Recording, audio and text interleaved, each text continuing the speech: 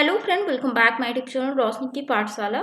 तो हम सॉल्व कर रहे हैं घटना चक्र का पीवाईक्यूज, ठीक है, जो कि सामान्य विज्ञान का हम देख रहे हैं जीव विज्ञान से संबंधित चैप्टर वाइज क्वेश्चन आंसर, ठीक है। प्रीवियस ईयर क्वेश्चन आंसर हम सॉल्व कर रहे हैं जो आपके आगामी परीक्षाओं के लिए काफ़ी महत्वपूर्ण है, ठीक है। विज्ञान से जो है काफ़ी नंबर से जो है पोर्शन कवर करे जा रहे हैं सिलेबस में कॉम्पिटिटिव एग्जाम के, तो इससे जो है आपके लिए काफ़ी मददगार साबित होगा, ठीक है। तो सारी पीवाईक्यूज जो है आपको सॉल्व करनी है, चैप्टर वाइज मैं सॉल्व करवा रही हूँ। तो अभी तक हमने जो है 5th चैप्टर तक हमने कवर कर लिया है, ठीक है। आज हम देखने वाले 6th चैप्टर, ठीक है। अगर आपने प्रीवियस क्लासेस नहीं देखा है तो जाकर घटना चक्र वाले प्लेलिस्ट में आपको चैप्टर वाइज क्लासेस देखने को मिल जाएंगे, ठीक है, जिसमें आपको इंपॉर्टेंट क्वेश्चन देखने को मिल जाएंगे, ठीक है। प्रीवियस ईयर क्वेश्चन सॉल्व करना बहुत ही जरूरी होता है क्योंकि आपको आइडिया लग जाता है कि किस टॉपिक से कैसे कैसे क्वेश्चन पूछे जा रहे हैं, ठीक है। तो आज हम देखने वाले हैं जैव उर्वरक यानी कि फर्टिलाइजर, ठीक है, बायो फर्टिलाइजर, ठीक है। तो चलिए हम जान लेते हैं। पहले हम जो है नोट्स देखेंगे, यानी कि क्या है बायो फर्टिलाइजर और कौन कौन से माइक्रो ऑर्गेनिज्म इसके लिए रिस्पॉन्सिबल हैं, ठीक है। तो ये हम देखेंगे, उसके बाद पीवाईक्यू सॉल्व करेंगे। जैव उर्वरक क्या होता है? जैसे कि जैव उर्वरक जो है सूक्ष्म जीवों और जीवाणुओं से युक्त खाद्य होता है, ठीक है, यानी सूक्ष्म जीव और जीवाणुओं सूक्ष्म जीव जीवाणु ही होते हैं ना, ठीक है। बैक्टीरिया होगा, फंगस होगा, कुछ कुछ फंगस जो है एज अ बायो फर्टिलाइजर उसको यूज किया जाता है। साथ ही बैक्टीरिया जो है काफी रिस्पॉन्सिबल होते हैं, काफी जो है यानी कि उर्वरक शक्ति को जो है जमीन के यानी कि मिट्टी की उर्वरकता जो है वो काफी हद तक बढ़ाता है और पौधों को उनके ग्रोथ के लिए काफी जो है सपोर्ट करता है, न्यूट्रिएंट्स प्रोवाइड करता है जीवाणु, ठीक है। तो ये जो है बहुत ही इंपॉर्टेंट होते हैं सूक्ष्म जीव, ठीक है। इस खाद्य में मौजूद लाभकारी सूक्ष्म जीवाणु वायुमंडल में पहले से जो है विद्यमान है, जो कि नाइट्रोजन को फसलों को उपलब्ध कराते हैं। यानी कि नाइट्रोजन जो है यानी कि फसल क्या करते हैं, जो फ्री नाइट्रोजन है वायु में उसको जो है उन लोग नहीं लेते हैं, ठीक है। उसके द्वारा जो है यानी कि जीवाणुओं के द्वारा क्या करा जाता है, नाइट्रोजन का स्थिरीकरण किया जाता है। उसके बाद जो है नाइट्रोजन को क्या करते हैं, पौधे अपने ग्रोथ के लिए जो है उन लोग क्या करते हैं, एज ए न्यूट्रिएंट उन लोग लेते हैं, ठीक है। तो ये जो है मिट्टी में मौजूद घुलनशील फास्फोरस को जल में घुलनशील बनाकर पौधों को उपलब्ध कराने का भी कार्य करते हैं। यानी कि अघुलनशील फास्फोरस को वो घुलनशील बनाकर वो पौधों को उपलब्ध कराते हैं। और वैज्ञानिक प्रयोगों द्वारा यह भी सिद्ध हो चुका है कि खाद्य के प्रयोग से करीबन जो है 30 से 40 किलोग्राम नाइट्रोजन प्रति हेक्टेयर भूमि को प्राप्त हो जाती है जैविक खाद्य के कारण, ठीक है। जैविक खाद्य यानी कि जिसमें माइक्रो ऑर्गेनिज्म यूज किया जा रहा है, ठीक है। और उपज जो है कितनी प्रतिशत बढ़ रही है जैविक खाद को उपयोग करने के बाद, ठीक है। जैविक यानी कि बायो फर्टिलाइजर को उपयोग करने के बाद देखा गया कि प्रयोग के द्वारा कि और इसमें जो है 30 से 40 किलोग्राम नाइट्रोजन तो प्रति हेक्टेयर भूमि को प्राप्त हो रही है। साथ ही उर्वरक शक्ति बढ़ रही है। उर्वरक शक्ति बढ़ने के कारण 10 से 20% तक जो है उसकी उपज बढ़ रही है, ठीक है। यानी कि पौधों की ग्रोथ जो है काफी हद तक अच्छे से हो रही है बायो फर्टिलाइजर यूज करने के कारण। तो फॉस्फोबैक्टीरिया और माइकोराइजा नामक जैव उर्वरक के प्रयोग से खेत में फास्फोरस की उपलब्धता 20 से 30% तक की बढ़ोतरी होती है, ठीक है। किसके उपयोग से? फॉस्फोबैक्टीरिया और माइकोराइजा नामक जैव उर्वरक के प्रयोग से, ठीक है। फास्फोरस भी यानी कि फास्फोरस भी जो है किस जरूरत होती है पौधों के ग्रोथ के लिए, ठीक है। जैविक खाद के प्रयोग से पर्यावरण सुरक्षित रहता है, ठीक है। पर्यावरण जो है सुरक्षित क्यों रहता है? क्योंकि वो जो है प्रकृति का ही देन है ना, जैविक यानी कि माइक्रो ऑर्गेनिज्म वो जो है साइड इफेक्ट नहीं करते हैं, ठीक है। वो डिकम्पोजर होते हैं, ठीक है, यानी कि खाद के रूप में उसको यूज किया जा सकता है, न कि केमिकल फर्टिलाइजर जो यूज कर रहे हैं हम लोग। बहुत सारे लोग जो है केमिकल फर्टिलाइजर यूज कर रहे हैं, ठीक है। उससे साइड इफेक्ट इतना हो रहा है कि उपज क्षमता तो बढ़ रही है कुछ हद तक, ठीक है, और उसकी उपज क्षमता जो है उसके अपोजिट जो है वो कम भी होते जा रही है। जमीन जो है वो हार्ड होते जा रहा है, ठीक है, उसकी उर्वरक शक्ति जो है वो खोते जा रही है केमिकल फर्टिलाइजर को यूज करने के कारण। इसीलिए जो है जैविक खाद को यूज करना काफी फायदेमंद है, ठीक है, क्योंकि वो पर्यावरण को सुरक्षित रखता है, पर्यावरण को वो हानि नहीं पहुंचाता। इससे फसलों में मृदाजन्य रोग नहीं होते हैं जैविक खाद्य के कारण, और लाभकारी सूक्ष्म जीवों की संख्या भी बढ़ती है, ठीक है। अगर हम सूक्ष्म जीव को एज अ खाद हम यूज करते हैं खेत में, तो क्या होगा, वो उन लोग मल्टीप्लाई करेंगे और खेत में वो जैविक खाद क्या हो जाएगी, यानी कि सूक्ष्म जीव जो है वो बढ़ जाएंगे यानी कि खेत में, ठीक है। और अध्ययन की सुविधा हेतु जैव उर्वरक को निम्नलिखित 4 भागों में बांटा जा सकता है। साथ ही जगह अगर हम यानी कि केमिकल फर्टिलाइजर यूज करते हैं तो वो सूक्ष्म जीव को भी मार सकता है, ठीक है, खेत के। तो इसको जो है जैव उर्वरक को बांटा गया है 4 प्रकार में, ठीक है। नाइट्रोजन स्थिरीकरण करने वाले जैव उर्वरक, ठीक है, जिसमें जो है राइजोबियम, एजोटोबैक्टर, एजोस्पिरिलम और एसिटोबैक्टर और नीलहरित शैवाल, एजोला आते हैं नाइट्रोजन स्थिरीकरण करने वाले जैव उर्वरक में। साथ ही फास्फोरस घुलाने वाले उर्वरक बैसिलस है, स्यूडोमोनास, एस्परजिलस, ठीक है, ये जो है फास्फोरस घुलाने वाले उर्वरक हैं। कंपोस्टिंग एक्सीलेटर, ये जो है सेल्यूलोटिक यानी कि ट्राइकोडर्मा और लिग्नोलिटिक यानी कि ह्यूमोकोला और पौधों की वृद्धि को प्रोत्साहित करने वाले राइजोबैक्टीरिया, ये जो है स्यूडोमोनास की प्रजातियां होती हैं। साथ ही नीलहरित शैवाल यानी कि साइनोबैक्टीरिया को कहा जाता है, ये जो है एजोला का सहचारी होता है, यानी कि एजोला के समान होता है। इसे साथ में मिलाने से अच्छी उर्वरता बढ़ती है। साइनोबैक्टीरिया कहाँ पे पाया जाता है, पानी में। पानी में आपको जो है कहीं पे भी आपको देखने को मिल जाएंगे, काई के जैसे जो है वो आपको देखने को मिल जाएंगे साइनोबैक्टीरिया, ठीक है, जो कि उर्वरक शक्ति को वो बढ़ाता है। नीलहरित शैवाल एक सूक्ष्म यूकेरियोटिक जो है यानी कि प्रोकैरियोटिक शैवाल होते हैं, यानी कि एक कोशिकीय जो है जीव होते हैं। और एजोला जबकि क्या होता है, जलीय फर्न होता है, क्योंकि जलीय फर्न होता है एजोला। साथ ही साइनोबैक्टीरिया क्या होता है, ये भी जल में पाया जाता है, इसी कारण जो है वो क्या करता है, सहचारी होता है, जिसकी पत्तियों की पृष्ठीय सतह पर पाए जाने वाले गुहिकाओं में रहने वाले साइनोबैक्टीरिया एनाबिना एजोली की मदद से यह नाइट्रोजन का स्थिरीकरण और उपज क्षमता की वृद्धि को में जो है सहायता करता है, ठीक है। नाइट्रोजन स्थिरीकरण में यानी कि नाइट्रोजन फिक्सेशन में ये हेल्प करता है नीलहरित शैवाल। यानी कि दलहनी फसलों जैसे कि यानी कि लेग्यूमिनस जो प्लांट होते हैं, चना, मटर, सेम, अरहर आदि की मूल ग्रंथियों में यानी कि जड़ों में जो है नोड्यूल्स पाई जाती हैं, जिसमें जो है नाइट्रोजन फिक्सेशन करने वाले बैक्टीरिया जो है उसमें क्या बनाते हैं, नोड्यूल्स बना के वहां पे रहते हैं, ठीक है, as a symbiotic relation with leguminous plant, ठीक है। और धान के खेत में प्राय नाइट्रोजन की कमी होती है, जिसकी पूर्ति हेतु यूरिया, नीलहरित शैवाल, एजोला आदि का प्रयोग किया जाता है, ठीक है। यूरिया, नीलहरित शैवाल, एजोला का प्रयोग किस लिए किया जाता है, नाइट्रोजन की कमी होती है धान के खेत में, नाइट्रोजन की कमी को दूर करने के लिए, ठीक है। नेक्स्ट हम देख लेते हैं, विभिन्न फसलों में अलग अलग तरह के बैक्टीरिया पाए जाते हैं। देखिए, हर एक बैक्टीरिया जो है हर एक पौधों में जो है अलग अलग पाए जाते हैं। जैसे कि लेग्यूमिनस प्लांट में राइजोबियम तो पाई जाती है, राइजोबियम की अलग अलग प्रजाति जो है अलग अलग प्लांट के लिए रिस्पॉन्सिबल होती हैं, ठीक है। जैसे कि सोयाबीन के लिए जो है राइजोबियम जपोनिकम, और 3 पत्तियां घास के लिए राइजोबियम ट्राइफोली, लूसर्न के लिए राइजोबियम मेलिलोथी, और जलीय फर्न के लिए जो है एनाबिना एजोली, और गुनेरा मैक्रोफाइला के लिए जो है नॉनस्टॉक मॉस्कोरम और दुधारू, ठीक है। ये जो है हर एक प्लांट के लिए क्या होते हैं, अलग अलग सूक्ष्म जीव जो है रिस्पॉन्सिबल होते हैं उनको यानी कि प्रोवाइड करने के लिए, न्यूट्रिशंस प्रोवाइड करने के लिए, ठीक है, नाइट्रोजन स्थिरीकरण करने के लिए, ठीक है।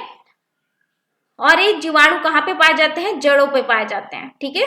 सिम्बायोटिक रिलेशनशिप शो करते हैं पौधों के साथ, ठीक है, यानी कि उनका जो है रहने के लिए वो जगह देते हैं, ठीक है, पौधा, और वो क्या करते हैं बदले में उन लोग को न्यूट्रिशंस प्रोवाइड करते हैं मिट्टी से और पर्यावरण से उपलब्ध जो एलिमेंट्स हैं, ठीक है, जिसको पौधे ग्रहण नहीं कर पाते उसको सोल्यूबलाइज फॉर्म में उनको प्रोवाइड करते हैं।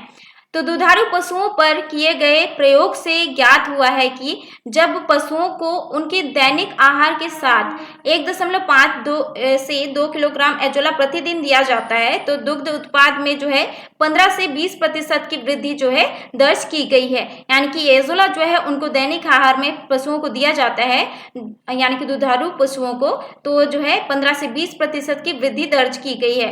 कंपोस्ट निर्माण के समय गड्ढों में अस्पष्ट पदार्थ की निम्नीकरण प्रक्रिया केंचुओं और सूक्ष्मजीवों जैसे कवक, जीवाणु आदि तेज करने में सहायक होते हैं, न कि धीमा करने में।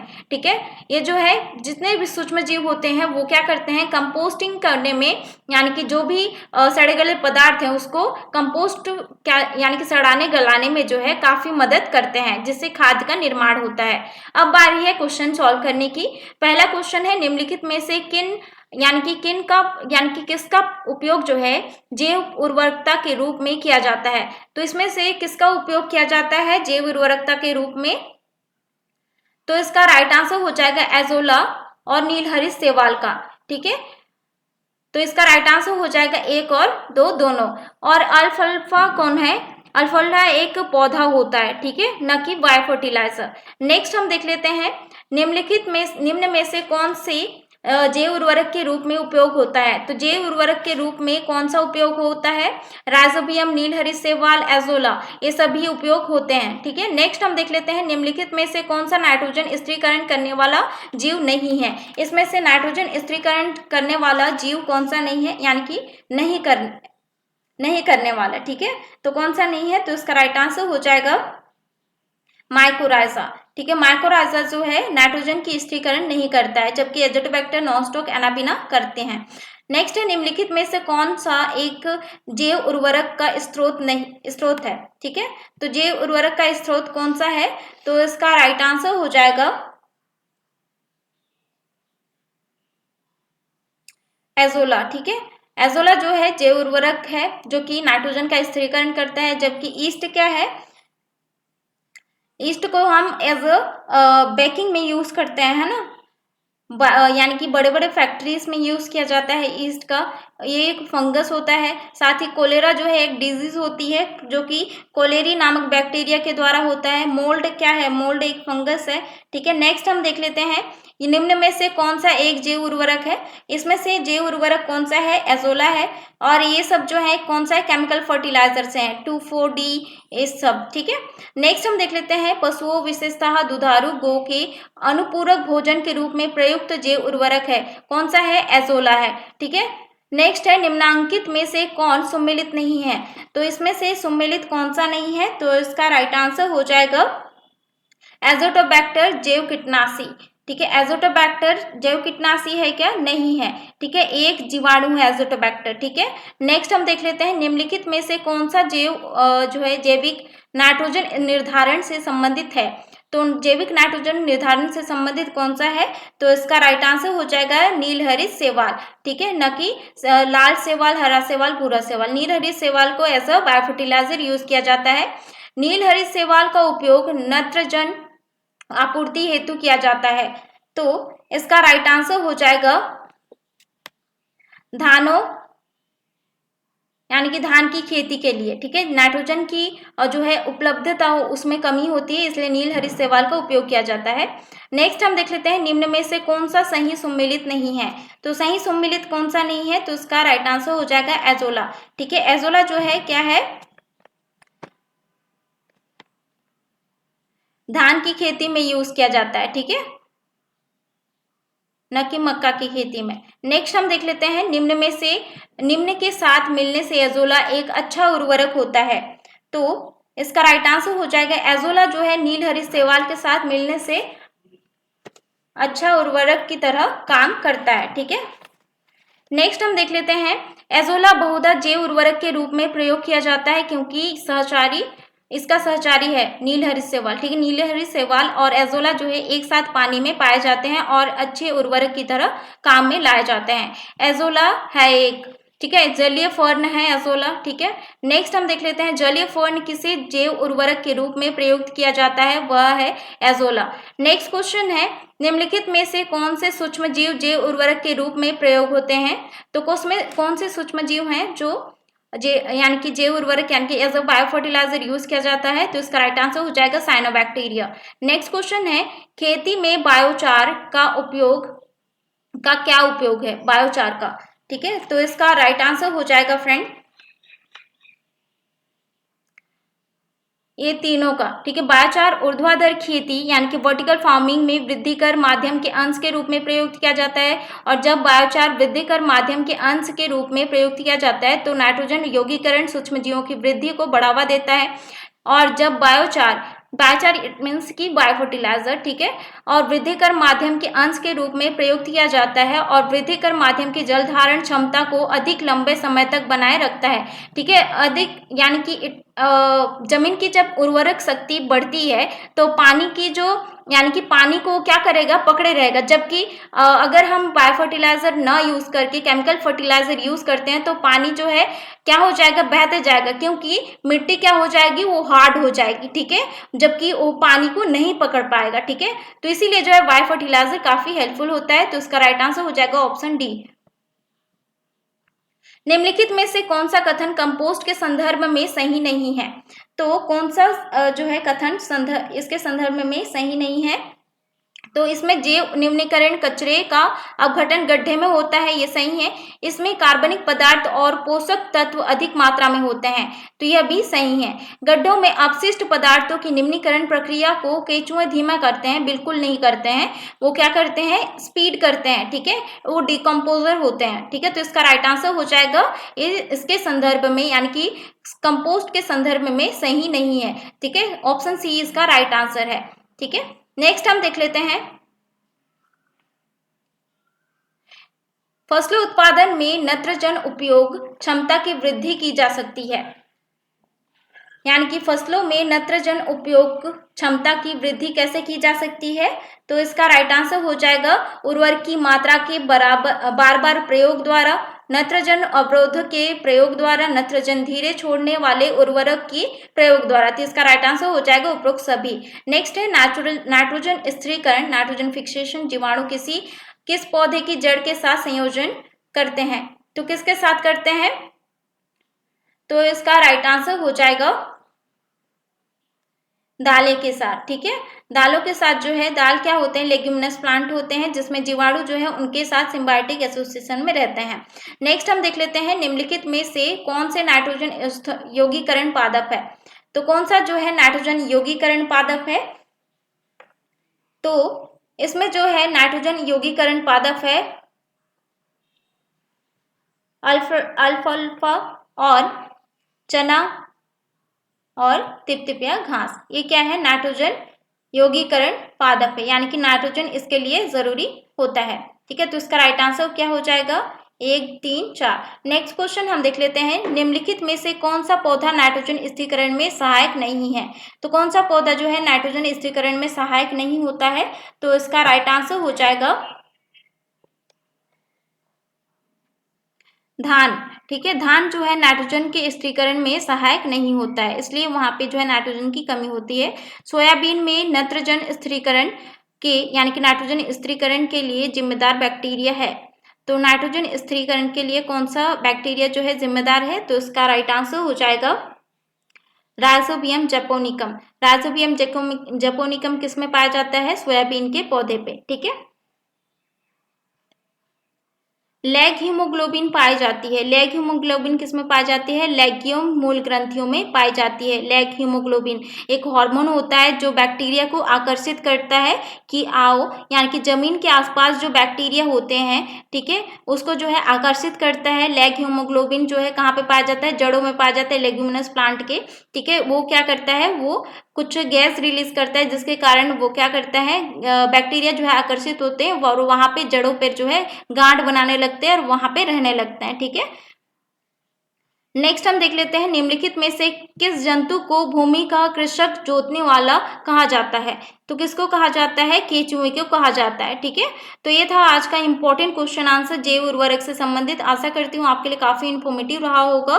वीडियो पसंद आता है तो प्लीज वीडियो को जरूर लाइक कीजिए और ज्यादा से ज्यादा शेयर कीजिए। नेक्स्ट क्वेश्चन यानी कि नेक्स्ट क्लास में हम देखने वाले हैं 7th चैप्टर, जो कि मानव शारीरिकी एवं क्रिया विज्ञान से संबंधित है। उसमें बहुत सारी पार्ट्स हैं, ठीक है।